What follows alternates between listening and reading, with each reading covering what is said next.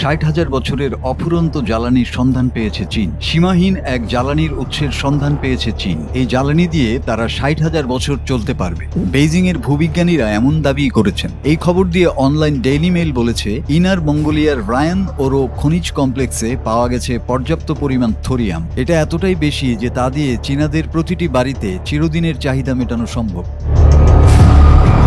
উল্লেখ্য, থোরিয়াম হালকা মাত্রার একটি তেজস্ক্রিয় পদার্থ।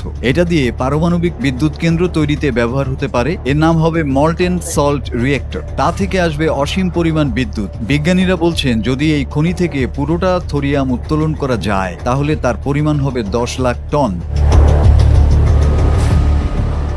গবেষণায় বলা হয়েছে, ওই খনিতে থোরিয়ামের উৎস এখন পর্যন্ত অস্পৃশ্য অবস্থায় আছে। এটা যথাযথভাবে উত্তোলন করা গেলে তা সারা বিশ্বের জীবাশ্ম জ্বালানির উপর নির্ভরতার ইতি ঘটাবে। গবেষকরা আরও দাবি করেছেন যে ইনার মঙ্গোলিয়ার একটি লোহার আকরিকের খনি থেকে এই বছরে যে বর্জ্য হিসাবে খনিজ পাওয়া যাবে এবং তাতে যে পরিমাণ থোরিয়াম থাকবে তা দিয়ে যুক্তরাষ্ট্রের কমপক্ষে 1000 বছরের বিদ্যুতের চাহিদা মেটানো সম্ভব।